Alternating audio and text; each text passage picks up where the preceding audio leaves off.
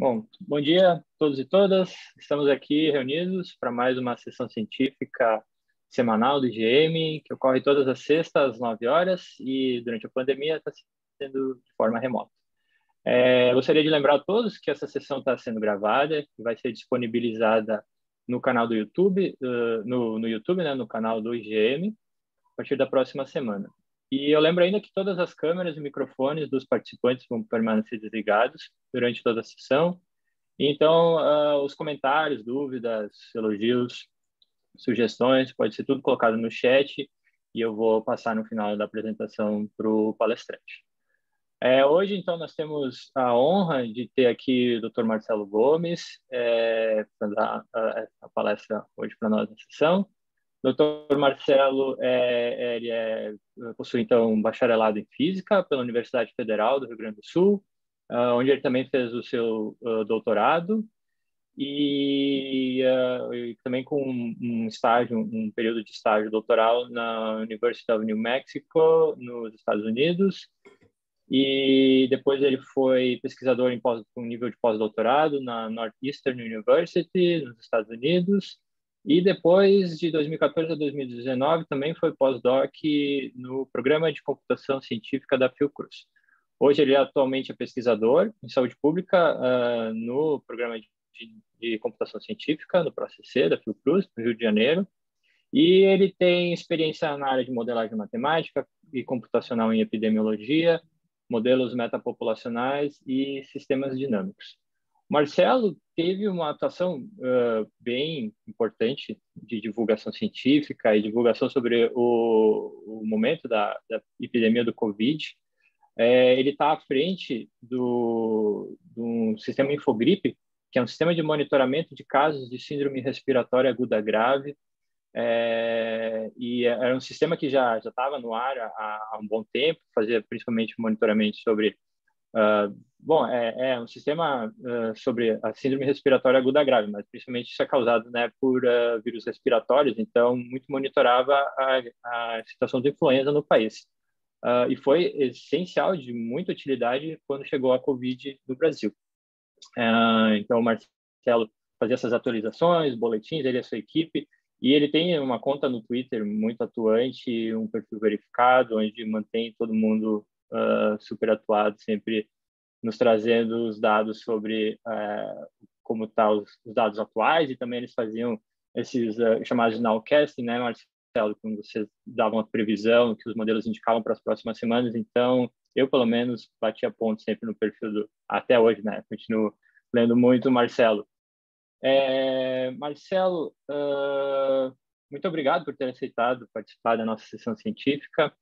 E a partir de agora você pode projetar os seus slides. Você tem de 40 a 45 minutos e no final nós vamos fazer então a discussão. Eu vou te repassar as questões do chat, de todos os comentários do pessoal nos assistindo. Boa apresentação.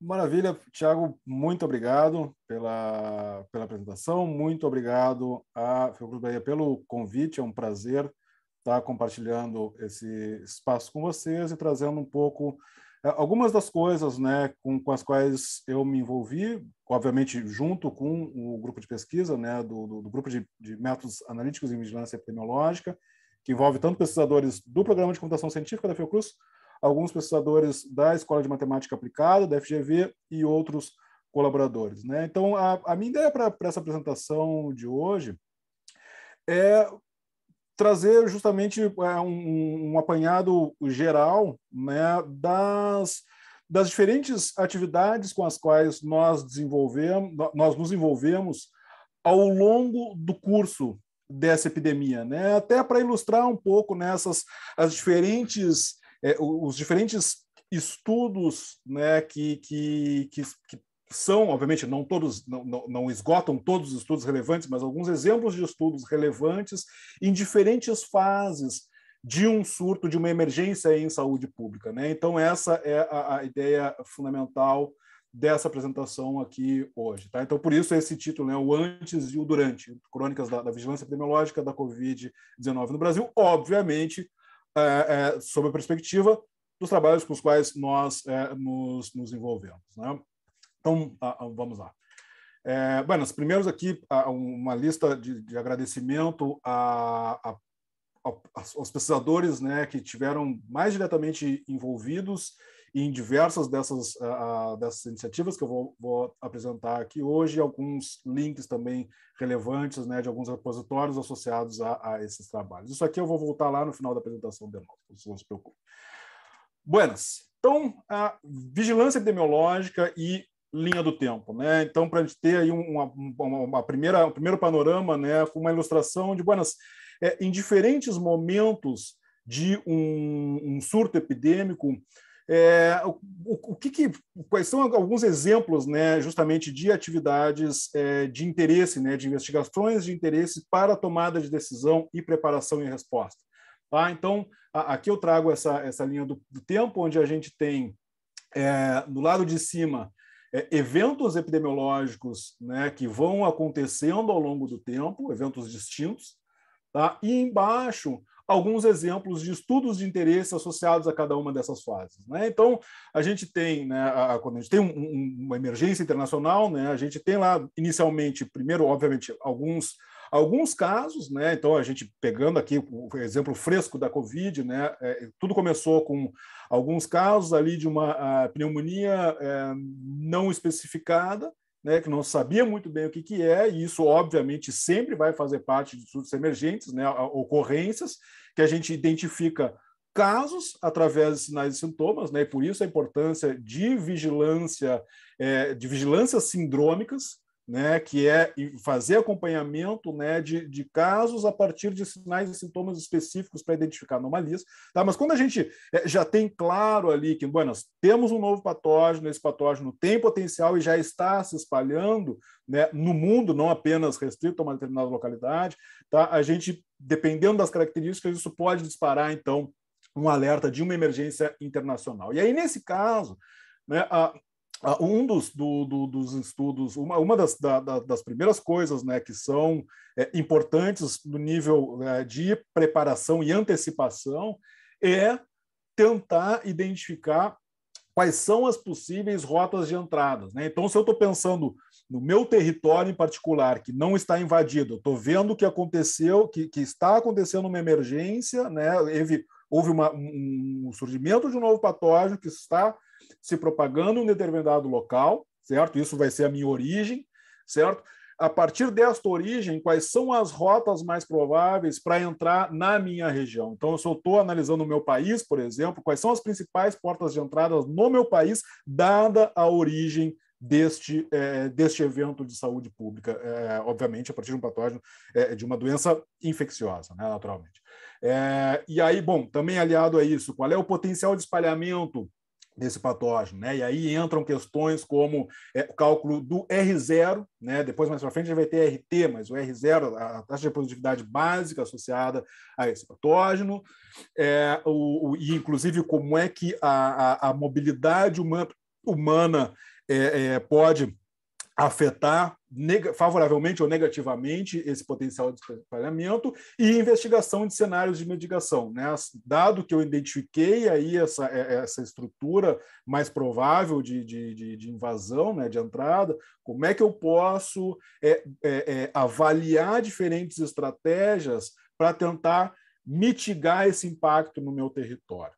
Bom, uma vez, e aí, à medida que o tempo vai passando, né, eventualmente eu começo a observar a importação de casos no meu território, certo? Tá? E aí aqui, por que a separação entre importação de casos e a invasão? Porque a invasão, a gente define que um local foi invadido quando ele não apenas teve importação de caso, mas a partir dessa importação de caso, houve transmissão local sustentada no território, aquela questão da transmissão comunitária. Aí nós temos um local invadido e não simplesmente exposto, certo? São dois momentos distintos. No momento que a gente está ainda na fase de importação de casos, mas sem ainda invasão, obviamente passa a ser importante a gente revisitar aqueles nossos estudos na fase anterior de identificação de potenciais rotas de entrada, né? A partir agora desses locais que estão tendo importação de caso, bom, naturalmente eles passam a ser locais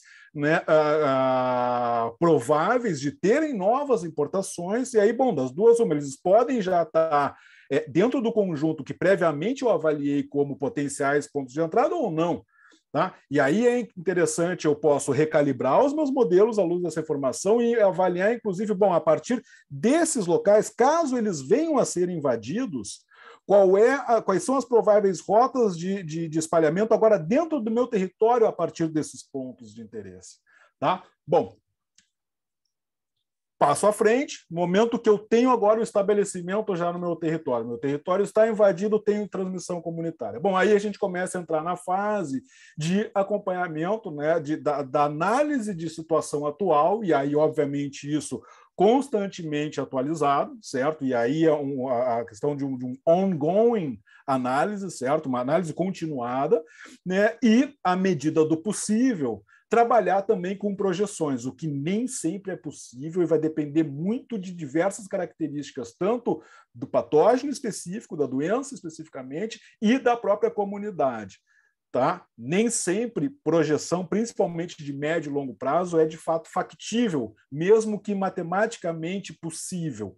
Tá? São duas coisas distintas. A gente vai entrar um pouco nesse detalhe mais adiante. Bom, e aí também a gente, ao longo desse processo, né, além de manter essas análises de situação diária ou semanal, a gente também começa a fazer análises de impacto, certo? Como é que essa doença em particular está afetando a minha comunidade, certo? Porque o fato de eu saber como é que está acontecendo lá fora não necessariamente me informa como é que vai se desenrolar no meu território, por conta das características particulares da minha comunidade, certo? Características sociodemográficas, ambientais e assim por diante. Tá? Identificação de grupos de risco, né, que também faz parte dessa questão, é um subproduto dessas análises de impacto, certo? E, bom, caso a gente dê a sorte de estar lidando com um patógeno cuja possibilidade de desenvolvimento de vacinas torna-se factível, também trabalhar, né, passa a ser relevante trabalhar estratégias de vacinação. E aí, justamente, a gente tem informação, né, daquela etapa anterior de análise de impacto e identificação de grupo de risco, é fundamental para alimentar esses estudos de estratégia de vacinação. Bom, e aí, ao longo dessa apresentação, eu vou trazer exemplos, né, de ações que nós desenvolvemos justamente em cada uma desses contextos aí. Tá? Então, bom, para a primeira etapa, né, a gente obviamente vai precisar lançar mão de modelos de propagação, certo? E aí a gente entra aqui, uma coisa que a gente tem que ter muito clara, né? E aí é fundamental, é de fundamental interesse a gente conseguir montar equipes interdisciplinares. Por quê? Porque a gente vai precisar, em geral, para ter um modelo mais assertivo e mais aplicável em um contexto mais amplo do meu território, eu preciso combinar, primeiro, informações de vigilância, certo? Eu tenho que conhecer como é que é a minha estrutura de vigilância, ou seja, a coleta dos dados em si, certo? Epidemiológicos, né, de contagem de casos, à medida do possível, entrar com informação a respeito das características sociodemográficas da minha população de interesse, para eu utilizar isso em modelos de propagação que também levam em conta mobilidade humana. Então, é uma combinação, né, pelo menos desses 4 bloquinhos aqui, em um contexto, né, preferencialmente de modelagem estocástica, ou seja, e aí aqui falando mais, né, numa linguagem mais da área de matemática e física, né, não um modelo determinístico, mas sim um modelo estocástico. Por quê? Para que eu possa levar em consideração as incertezas associadas a esse processo. Tá? Bom, na fase de preparação, certo? Primeiro momento, quando eu estou ainda naquele momento de emergência declarada, mas o meu território ainda não foi invadido. O que a gente pode fazer de estudos aí para justamente trabalhar aquela questão de identificação de potenciais rotas de entrada? A gente sabe que hoje a gente vive, né, num contexto em que a distância geográfica, pura e simplesmente, não é tão relevante, na verdade, né, para eu identificar locais próximos do ponto de vista de interação, de probabilidade de importação de casos. Por que isso? Porque nós temos, né, diversos meios de transporte que nos permitem fazer grandes saltos territoriais, certo? Percorrer grandes distâncias geográficas em um curto espaço de tempo. Tá? Para citar um exemplo aqui, né, eu sou do Rio Grande do Sul, certo? Imagino que o meu sotaque já tenha deixado isso mais ou menos claro, né? E tenho um pé em Porto Alegre e outro pé no Alegrete, que é lá no interior do estado, perto lá da fronteira com o Uruguai e com a Argentina.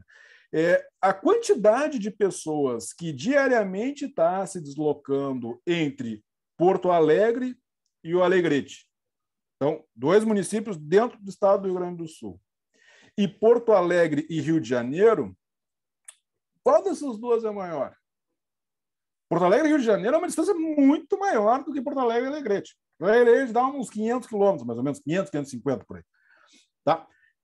No entanto, a gente tem um fluxo muito maior de pessoas diariamente se deslocando entre Porto Alegre e Rio de Janeiro do que Porto Alegre e Alegrete. Tá? Dentro aqui do estado da Bahia é a mesma coisa. Certo? A gente tem distâncias dentro do estado, municípios dentro do estado, com um fluxo de pessoas muito menor do que entre os principais centros urbanos da Bahia e os principais centros urbanos do resto do país. Tá? Por que isso? Por conta da malha aérea, fundamentalmente. Certo? Então, e isso faz com que um surto que se inicie num determinado território, ele possa dar grandes saltos, certo? E gerar um processo de disseminação em um local extremamente distante, antes mesmo do que se espalhar ao longo da sua vizinhança geográfica. Tá? Então, a gente tem informação a respeito da mobilidade humana, passa a ser fundamental para esse tipo de análise. Tá? Então, aqui, para ilustrar, tem um trabalho belíssimo, né? Especialmente do ponto de vista de visualização, né? Que é esse trabalho de Brockman e Helbing, de 2013, tá? Que ilustra muito bem essa questão. Né? Nós temos aqui a simulação de as casualidades. Né? Aqui é a simulação de um surto de um vírus respiratório que se inicia no Sudeste Asiático. Tá? Não é à toa que muito se estuda modelos de vírus, de emergência de novos vírus respiratórios a partir do Sudeste Asiático. Tem toda uma característica cultural ali que propicia, que torna mais fácil a emergência de vírus respiratórios naquela região. Não é acaso e nem muito menos conspiração. É muito mais questão de características culturais, tá? Mas, enfim, isso é detalhe.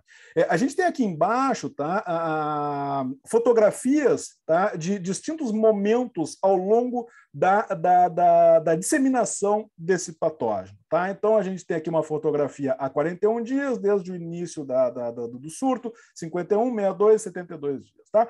Os pontos vermelhos aqui são locais já invadidos, certo? Então, e aí, quanto mais escuro, o vermelho mais forte, né, maior número de casos já ocorridos, ok? Então, a gente vê que, embora tenha começado aqui no Sudeste Asiático, rapidamente a gente já tem, a gente tem uma vizinhança aqui geográfica já mais invadida, mas a gente também tem locais extremamente distantes, certo? Geograficamente distantes, sendo invadidos, tá? É diferente daquilo que a gente conhece classicamente como processo de difusão homogênea no espaço, né? Que é aquele negócio, eu largo uma pedra na água, eu vejo aquela frente de onda se propagando, certo? De forma que locais que estão geograficamente mais próximos observam mais rapidamente os efeitos dessa pedra jogada na água. Os que estão mais distantes vão levar mais tempo para observar esses efeitos, tá? E aqui em cima, a gente tem o quê? A gente tem cada pontinho aqui nesse mapa, tá? É uma localidade associada a um aeroporto, tá? E aí, na representação geográfica aqui de cima, a gente tem as mesmas localidades, só que com uma disposição espacial de tal forma que eu tenho no centro o local de origem desse surto, tá? E os demais locais estão a uma distância desta origem a um raio, tá? Eu disponho isso de maneira radial, certo? Com um raio que é proporcional à probabilidade de deslocamento a partir da origem do surto até essa localidade específica. Então, quanto mais provável é eu ter um indivíduo saindo da origem e indo para esse destino, mais próximo é essa localidade. Quanto menor essa probabilidade, mais distante fica. E aí, o que a gente vê aqui em cima? Aqui a gente vê a frente de onda bonitinha. Quem está mais perto do ponto de vista da rede de interação e não da distância geográfica, observa os efeitos desse surto antes do que quem está mais longe. Então, quem está mediando esse processo não é a distância geográfica, é a distância de rede, é a distância em termos de mobilidade, de probabilidade de deslocamento. Tá? E aí, bom, aqui tem alguns trabalhos também, né, que desenvolvem esse conceito de distância efetiva, tá? Onde distância efetiva é medida justamente em cima desses fluxos de mobilidade, tá? E que para quem tiver interesse, né, em se aprofundar um pouco mais na teoria por trás desse conceito, esses 2 artigos aqui são excelentes. Tá? E aí o que a gente fez foi o seguinte: bom, vamos aproveitar essa ideia para justamente... primeiro, calcular aqui para o Brasil, né, naquela ideia de antecipação. Bom, a gente sabe quais são os principais hubs internacionais do Brasil, né? Bom, Rio e São Paulo, sem a menor sombra de dúvida, né? A gente tem depois outras capitais, nós temos Manaus, nós temos algumas capitais aí na região do Nordeste que também são importantes polos, né, de turismo internacional, então também são importantes portas de entrada. Tá? Mas o que a gente fez aqui no primeiro momento? Nós tomamos Rio de Janeiro e São Paulo, tá, como origens hipotéticas, tá, de transmissão comunitária no Brasil, ou seja, locais com a maior probabilidade de serem inicialmente invadidos no nosso país. E aí a questão é, Bonas, se essas 2 capitais forem invadidas, como é que isso tende a afetar o resto do país? Ou seja, quão próximo estão as demais localidades do nosso país em relação a São Paulo e Rio de Janeiro, para justamente tentar identificar, Buenas, se essas 2 capitais forem invadidas, o quão expostas estão as demais cidades do país. Então, aqui nos 2 primeiros mapas aqui de cima, tá, nós temos justamente essa análise de distância efetiva. Então, nós pegamos os dados de deslocamento para trabalho e estudo e malha aérea. Aqui em cima é só malha aérea, na verdade, esse nome me falha a memória. Malha aérea nacional, para justamente calcular essa probabilidade de deslocamento, certo? Entre todas as micro-regiões do país que possuem aeroportos. Tá? Então, e aí aqui a gente tem um cálculo de distância efetiva relativa, tá? Então a gente pega o destino com a menor distância efetiva e usa isso para normalizar a distância efetiva em relação a todas as demais. Então a gente vê o quê? Que, bom, em primeiro lugar,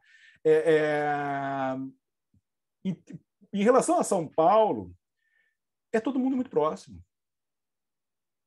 É todo mundo muito exposto ao que está acontecendo em São Paulo, porque justamente a gente tem um fluxo muito grande de pessoas diariamente se deslocando de São Paulo para todos os grandes centros urbanos do país e vice-versa, de todos os grandes centros urbanos do país para São Paulo. Então a gente vê aqui que, né, quanto mais escuro aqui em azul, menor a distância efetiva. Tá? Então a gente vê que, primeiro, os principais centros urbanos do país, todos eles tem uma distância efetiva mínima.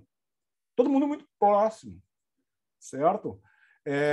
Embora aqui esteja normalizado pela menor distância, se a gente olha o valor absoluto, também é muito baixo. Tá? Então, aqui a gente está mostrando que não tem grandes diferenças entre uma localidade e outra, principalmente quando a gente olha os principais centros urbanos.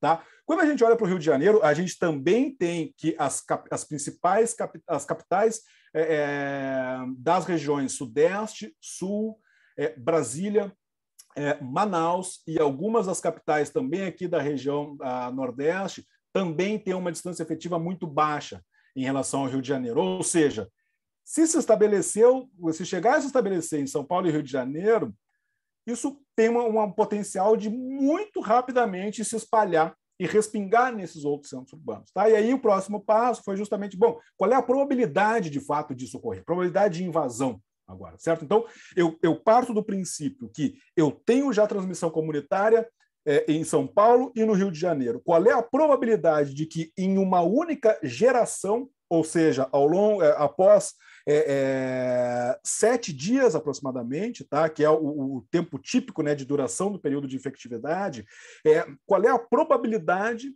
de que cada uma das micro-regiões do país sejam invadidas, tá? Dado que eu tenho transmissão comunitária em São Paulo e no Rio de Janeiro. O que a gente vê? Basicamente o que a gente tinha aqui em cima, né? Os principais centros urbanos do país com probabilidade acima de 80%.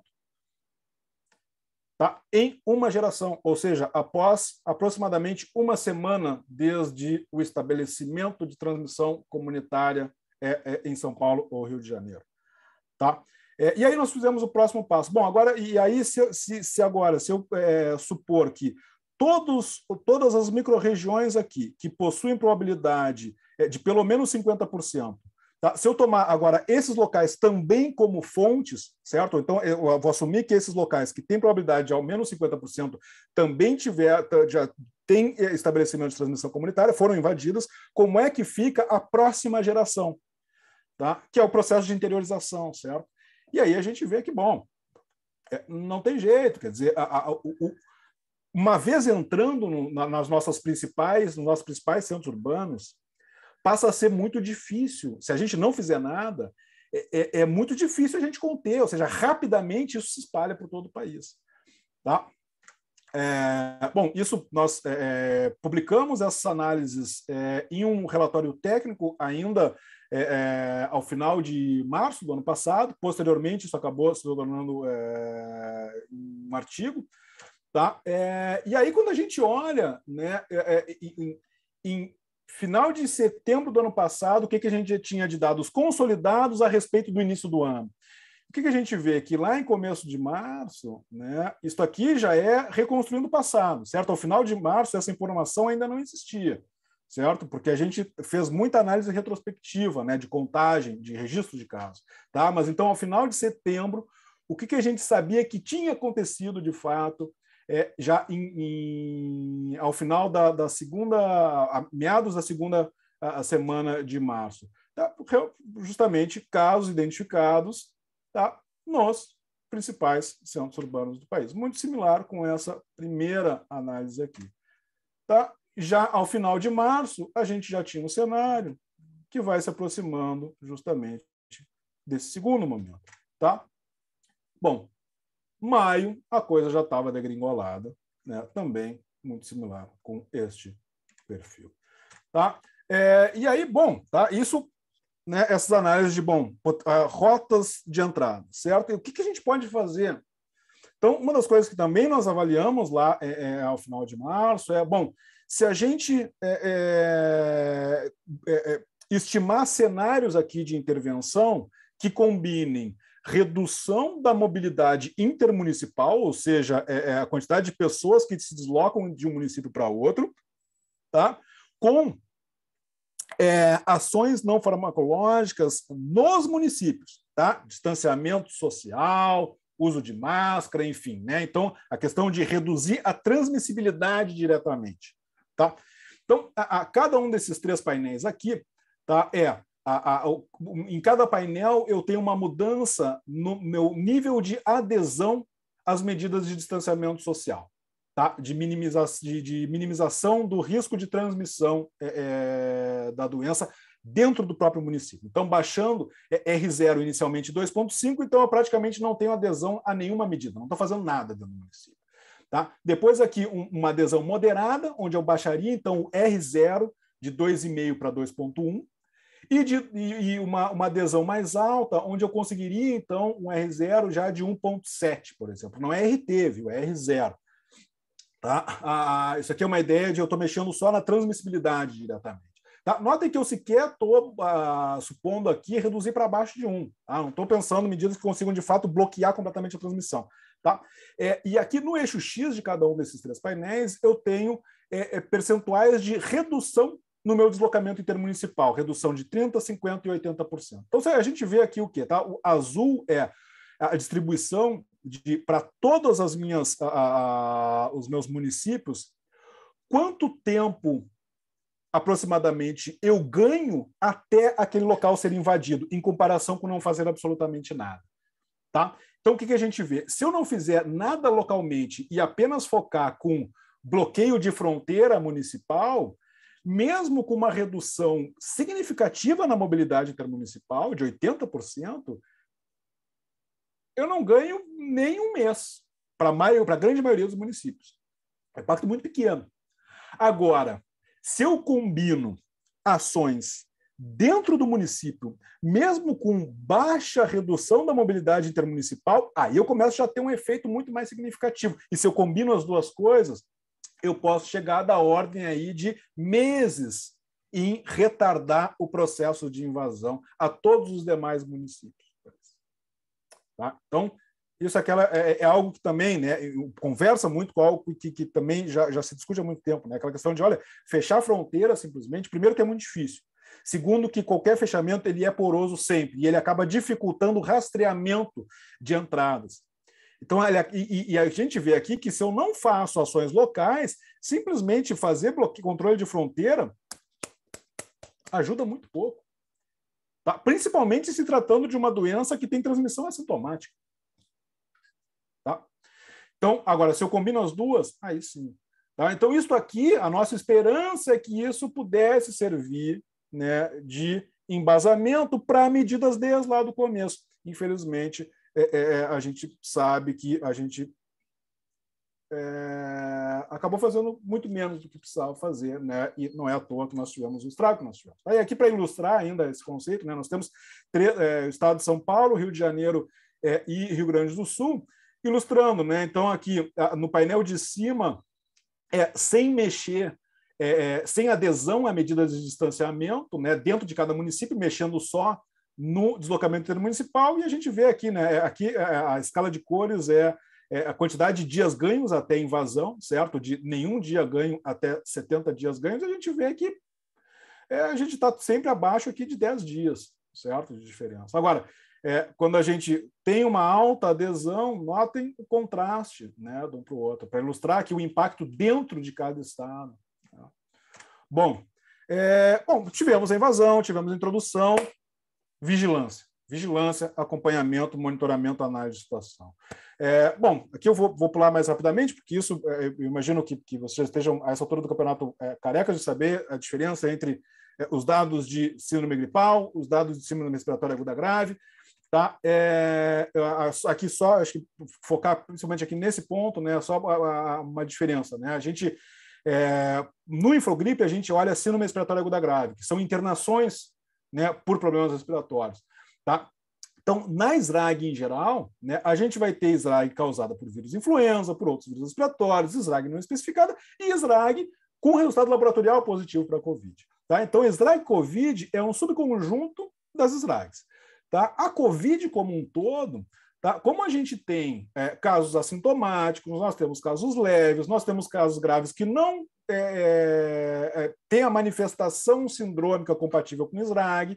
Tá? Então, também, a COVID em si é muito maior do que os casos de SRAG por COVID. Ainda assim, quando a gente olha os casos de SRAG e olha o resultado laboratorial associado a esses casos, a gente via que desde o estabelecimento da COVID, aqui são semanas epidemiológicas, né, desde 2020 até já pegando aqui um pedaço de 2021, a COVID, os casos positivos para SARS-CoV-2 praticamente dominaram completamente os dados de SRAG. Então, isso aqui nos informava que, olha, a gente pode sim utilizar SRAG em geral como um proxy para acompanhar a situação da COVID. Por que isso é bom?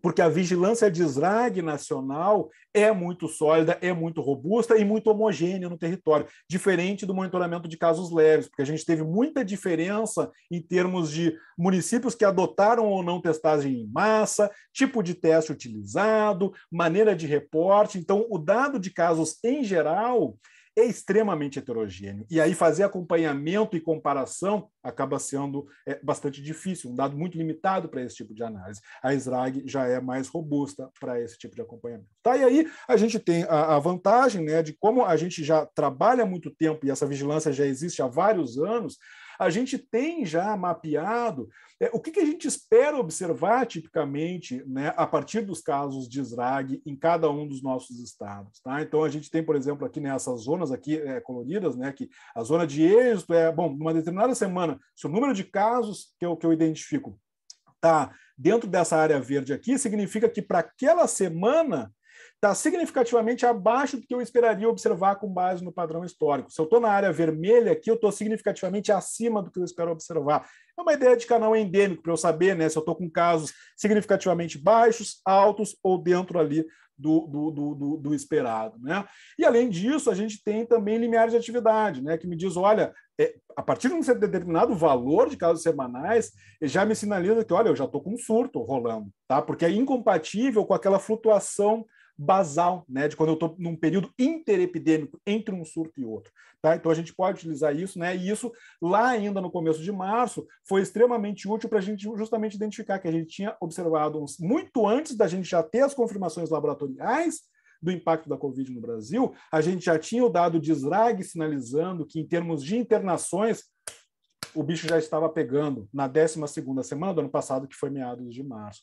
Tá? E aí, bom, tem um ponto aqui importante, né, que as unidades de saúde passaram a ser muito mais vigilantes, né? Elas passaram a ter um cuidado muito maior nessa notificação. Então, isso já poderia, em tese, explicar parte desse salto. Tá? Então, o que nós fizemos, né, para nos assegurar que, de fato, isso não era simplesmente um artifício de maior sensibilidade da rede, mas sim um impacto já da Covid, nós analisamos o perfil etário, certo? Associado a esses casos, comparando com os anos anteriores. E aí a gente via também que a assinatura era completamente distinta. Então, a gente tem aqui, no ano de 2020, né, notem como a gente tem uma tendência muito maior a ter um percentual de um volume maior de casos em jovens adultos e idosos e uma queda em comparação com o ano passado em relação às crianças pequenas, né? E os adolescentes também apareceram se separando dos jovens adultos. Né? Isso era quando a gente junta essas duas peças, ficava muito claro que, olha, a gente tem uma coisa muito diferente aqui acontecendo. O que a gente tem de diferente? A entrada da Covid. Isso aí era a assinatura já do impacto da Covid em termos de hospitalizações,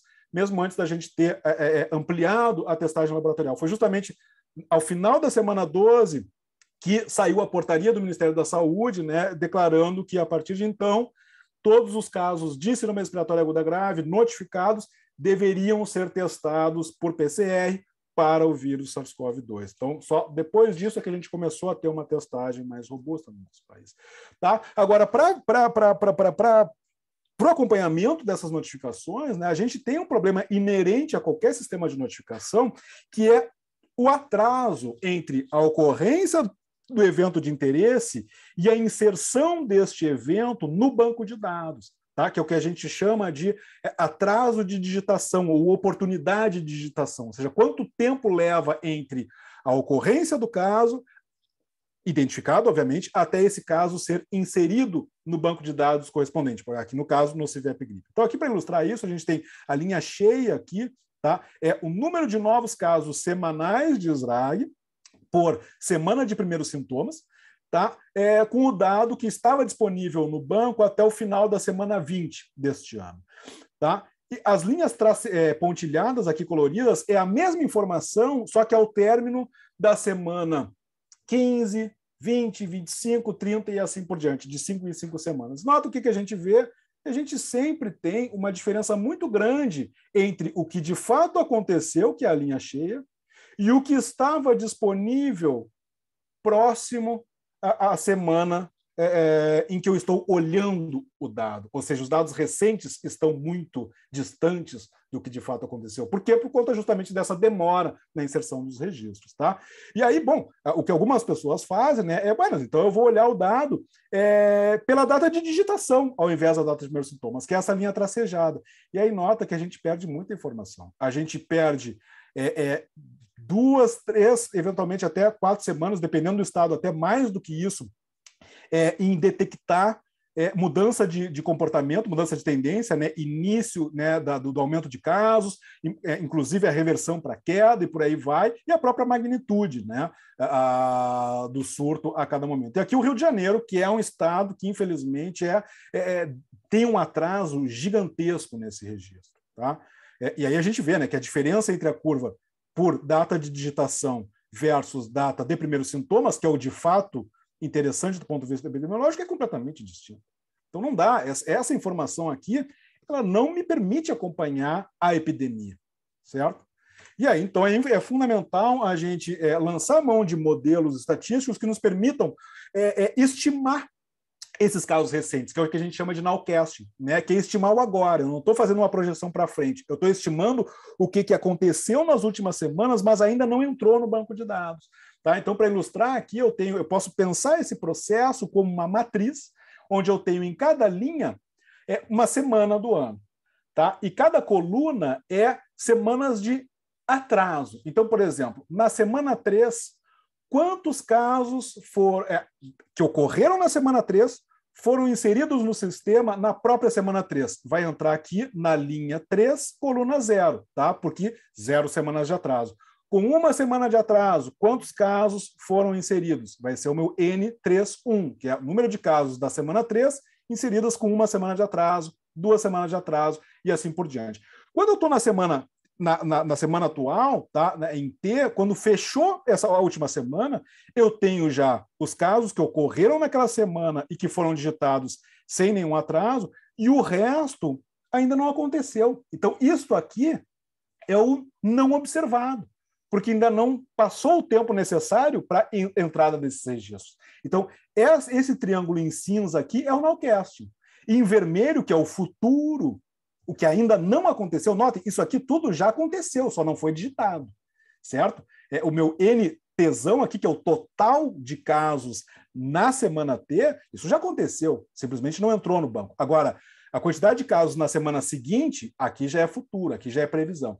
Tá? Então, nós desenvolvemos um modelo estatístico para fazer essa estimativa dessa área cinza aqui, estão ocorrido, porém ainda não digitado, que é o que a gente chama de nowcast, né? E a gente tem, felizmente, uma concordância muito boa historicamente. Né? Isso a gente já vem trabalhando com esse modelo há bastante tempo, né? A gente tem uma concordância muito boa. Então, aqui para ilustrar, né, a gente tem em azul o dado consolidado, né, entre os anos 2017 e 2018 para o Brasil, e a linha tracejada em laranja é a mediana da estimativa gerada por esse modelo. Então, a gente vê que a gente tem uma concordância aqui extremamente positiva. Né? E aí, para ilustrar, nesta epidemia, né, a mesma coisa, cada linha colorida aqui é a estimativa gerada ao término de cada semana marcada aqui. A linha preta é, de novo, o consolidado, mas, lembrando, até a semana 20. Então, aqui a gente já tem o efeito do atraso de digitação.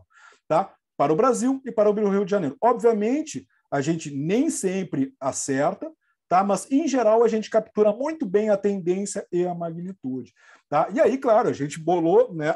Isso a gente já faz para todos os estados, a gente passou também a integrar.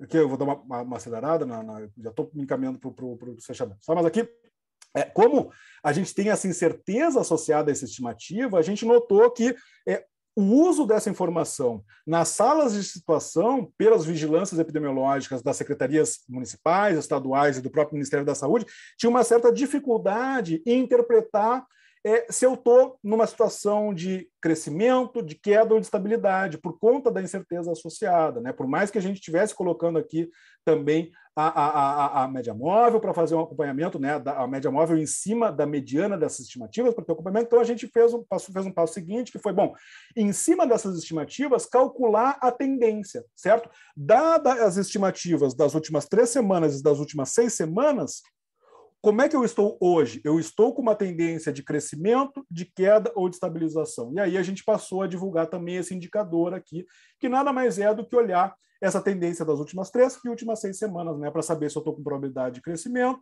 probabilidade alta ou moderada de crescimento, alta ou baixa de queda, ou simplesmente uma situação mais compatível com estabilidade ou oscilação. Tá? E aí, claro, também com a ideia de facilitar o consumo dessa informação, nós também passamos a trabalhar com o desenvolvimento de infografias em cima dessa informação resumida aqui da análise de tendência, tá? Que são esses mapas, né, onde eu tenho cada um dos estados do país com uma cor associada a justamente essa análise de tendência, né? Se hoje eu estou numa situação de queda, de crescimento ou de estabilidade, tá?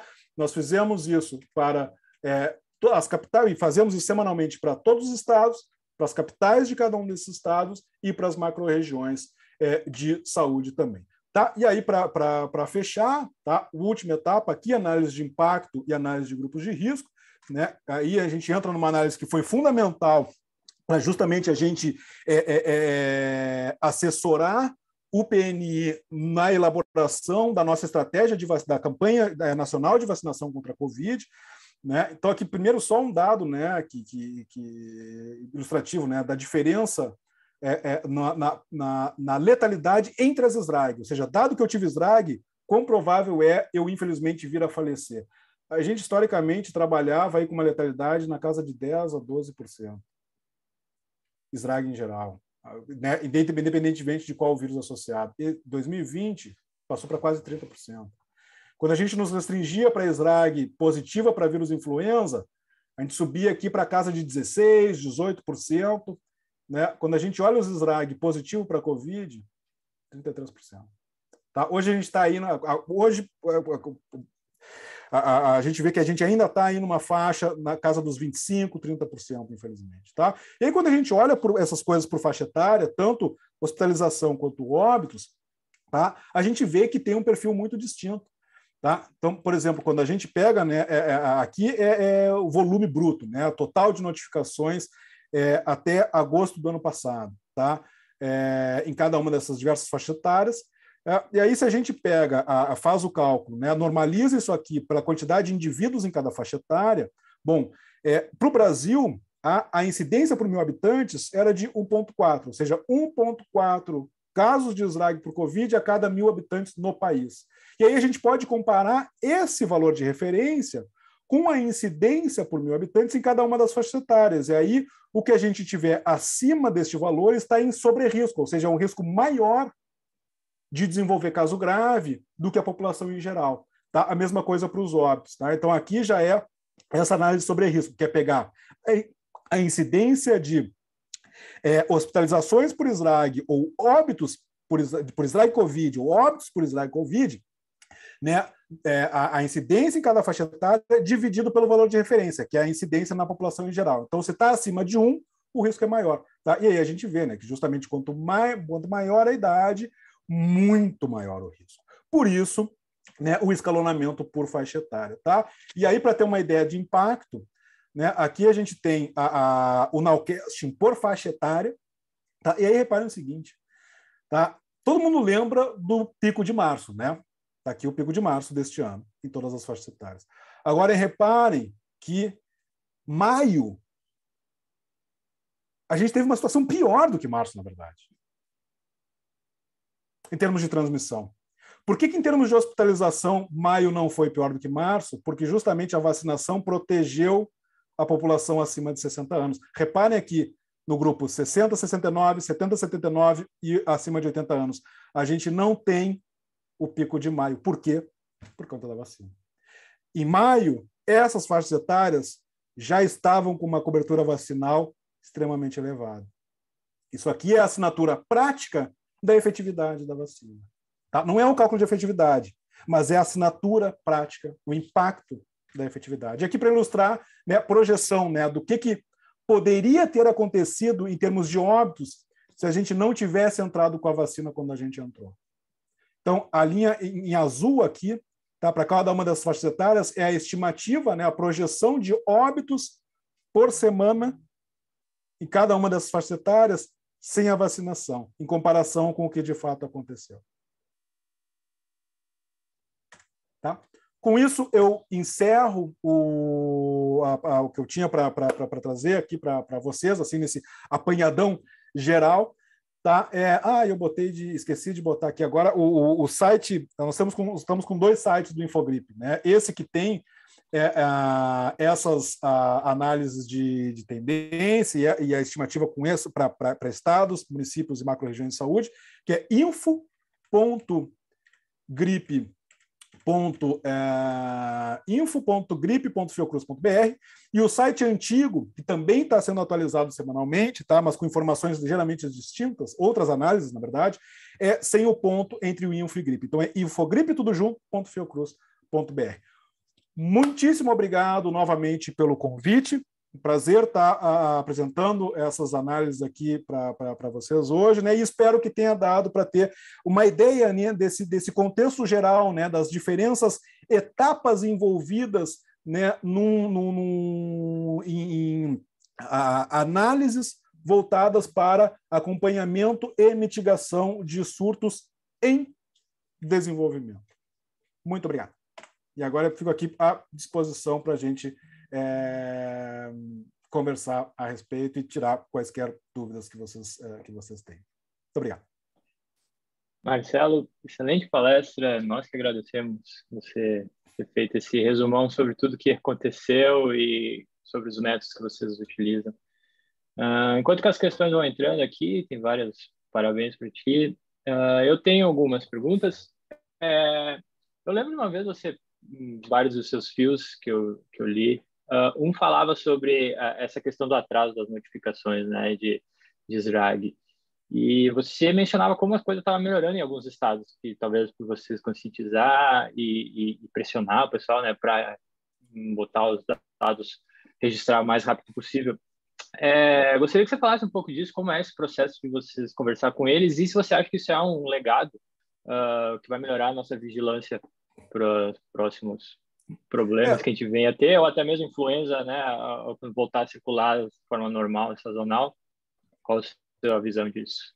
Perfeito. Isso, assim, a gente, felizmente, né, o Infogripe, ele nasceu por conta da interação direto com a Secretaria de Vigilância em Saúde do Ministério, né? Então, ele é um produto da Rede Nacional de Vigilância de Vírus Respiratórios. Então, desde o começo do desenvolvimento do Infogripe, ele já estava participando dessas discussões com a Rede Nacional de Vigilância, né, que envolve também lideranças, né, pessoas da vigilância epidemiológica das diversas secretarias de Estado de saúde, né? Então, a gente sempre teve, felizmente, uma interação muito boa, tanto com o Ministério quanto com as secretarias estaduais e de alguns municípios, principalmente capitais. Tá? Então, a gente tem essa interlocução, né? E, felizmente, embora toda reunião nacional a gente apresentava isso, discutia a questão da importância da gente reduzir esse atraso de digitação, enfim, tem uma série de fatores envolvidos aí por trás, né? Que qual é a realidade desse processo, né? Principalmente historicamente. Cada unidade de saúde tem a ficha em papel de notificação. Então, a unidade de saúde identificou um paciente que atende os critérios ali de SRAG, é feito o preenchimento dessa ficha em papel, e essa ficha, em algum momento, era enviada para a Secretaria Municipal de Saúde ou para a Secretaria de Estado de Saúde, para que lá na Secretaria essa ficha fosse inserida no sistema online. E aí vai tempo, né? Então, a gente já tem um atraso inerente, que é o fato de que entre primeiros sintomas e internação já vai mais ou menos uma semana. Essa uma semana a gente não tem muito o que fazer. Isso é natural da doença, é característica da doença, né? O tempo até desenvolver um quadro grave o suficiente para necessitar de internação. Agora, do momento em que a pessoa buscou atenção até a digitação, aí é fluxo do sistema, aí é protocolo, né, de gestão da informação. E isso dá para mexer, né? E uma das coisas que se avançou muito por conta da Covid foi a descentralização da autorização de inserção no CIVEP-Gripe. Na imensa maioria dos estados, apenas o Estado e a Secretaria Municipal é que podiam fazer a inserção. Unidade de saúde, não. Algumas unidades de saúde específicas tinham autorização. Se avançou muito, se deu autorização a um volume maior de unidade de saúde para que a própria unidade de saúde já fizesse a inserção, sem precisar fazer o envio da ficha. Isso, obviamente, ganha muito tempo. Tá? Além disso, também a gente martelando em cima disso, né, a gente viu que alguns estados fizeram um investimento na contratação de digitadores. né, pessoal dedicado exclusivamente a pegar essas fichas e inserir no sistema. Porque qual é a realidade nas unidades de saúde? É o pessoal que dá atendimento. É as equipes de enfermagem que vão pegar essas fichas digital, ou seja, elas têm que conciliar atender paciente e preencher ficha e inserir no sistema online, quer dizer, é uma batalha inglória, né? Então, se avançou muito por conta disso, né? Agora, se isso vai ficar para frente, eu tenho dúvidas, tá? E eu tenho uma esperança em termos de sensibilização, tá? Mas é sempre um cabo de guerra, porque envolve essa questão de contratação de gente dedicada a essa tarefa. E aí começa a complicar. Aí começa a complicar porque passa por gestão de recurso financeiro do município, do estado, aí vira um pouco. Bom, mas pelo menos já tem a experiência de como é importante, né? E que manter isso, se precisar retornar, talvez fica mais fácil. Exato. A gente conseguiu uma conscientização muito maior, que em outros anos a gente não conseguia. A gente falava, entrava mais ou menos, entrava por um ouvido e saía pelo outro, porque não era uma grande preocupação, porque o drama não era tão grande. Esse ano ficou muito claro que, olha, quando a gente precisa, a gente não consegue dar resposta, porque a gente está sempre com a informação atrasada. Então, Sim. Tem que trabalhar com esse atraso, tem que minimizar esse atraso de alguma forma. Legal. Bom, vou passar aqui para algumas questões do chat. A Viviane, parabéns, Marcelo, excelente apresentação. Vocês incluíram no modelo da estimativa do atraso alguma medida para estimar o volume de casos, incluindo subnotificação? No primeiro momento, faltaram testes com vacinação, a maior tendência e sintomas mais leves, o que deve aumentar ainda mais o subregistro. Sem dúvida, esse é um ponto fundamental, né? Até por isso que a gente, em parte por isso que a gente trabalha, a gente opta por trabalhar com SRAG em geral e não por SRAG com classificação de Covid exclusivamente, tá? Porque aí a gente tem, primeiro, a questão de subnotificação, de não realizou teste, teste não adequado. A gente teve um período muito com uso de teste sorológico, né? Que aí não é informação adequada. Então, a gente tem muito falso negativo, né? Por conta de toda a logística de testagem, é inerente também, em parte é inerente a gente ter falsos negativos, né? Por quanto tempo se passou desde os primeiros sintomas até a data de coleta, a qualidade da coleta realizada, o armazenamento e transporte desse material até o LACEN, ou o estado, ou o laboratório que vai realizar esse teste, e o próprio teste. Então, tudo isso afeta a positividade, né? A probabilidade de fato ter um resultado positivo, dado que o indivíduo está, de fato, infectado pelo vírus. Tá? Então, isso, em parte, é inerente. Tá? Além do atraso que isso também aumenta, né? Porque aí a gente tem que esperar o resultado laboratorial ser inserido no sistema. Então, vai mais tempo aí. Tá? Agora, a subnotificação em termos de não registro de casos de SRAG, isso, infelizmente, a gente falta... Seriam os mortos em casa, talvez, que dizem que... Isso tem, tá? E aí muda muito de estado para estado. Por exemplo, no Rio de Janeiro, a gente sabe que a pessoa responsável pela vigilância epidemiológica de vírus respiratórios aqui na Secretaria, ela pessoalmente tem uma questão muito particular dela, de um olhar muito forte na classificação de todo e qualquer óbito, né, de fazer a investigação dos óbitos. Então, isso até é um dos motivos pelos quais a letalidade do Rio de Janeiro é muito maior do que de diversos estados. Não é porque uma particularidade do Rio de Janeiro, que aqui tem muito mais risco de óbito. Não, em parte é simplesmente o olhar da vigilância. A vigilância tem uma atenção maior em resgatar os óbitos fora da rede hospitalar e fazer a investigação de caso para a caracterização adequada. Tá? E isso, mapear como é que é em cada estado esse esforço, em cada município, é um trabalho de campo que requer todo um estudo particular, né? Para a gente ter, de fato, a quantificação de, olha, em média, para cada caso notificado, quantos eu perdi? A gente não tem muito isso. A gente sabe que, assim, que grosso modo, para cada SRAG, a gente tem por volta de 7 a 10 casos em geral, tá? Em média. Tá? Claro que com a vacina... 7 a 10 casos para cada internação.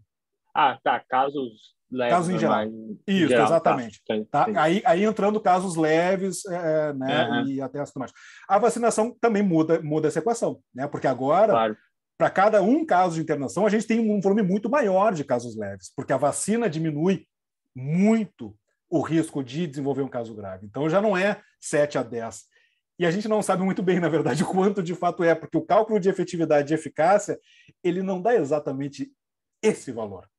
Então, tem uma conta de chegada ali que tem que trabalhar um pouco, e muito trabalho de campo, né, para conseguir esse acompanhamento. Mas é um dado necessário, mas esse é o tipo de análise que, assim, para acompanhamento em tempo real, não importa muito, porque desde que essa subnotificação ela seja sistemática e não mude muito ao longo do tempo, a minha análise de situação não é afetada, porque não vai afetar a tendência.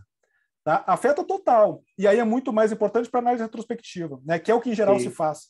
Retrospectivamente, tenta-se fazer essas estimativas para corrigir qual foi o real impacto. Tá? Mas para o acompanhamento, acaba não sendo fundamental, desde que seja sistemático. Aquela medida de excesso de mortes, casos naturais, né, comparada.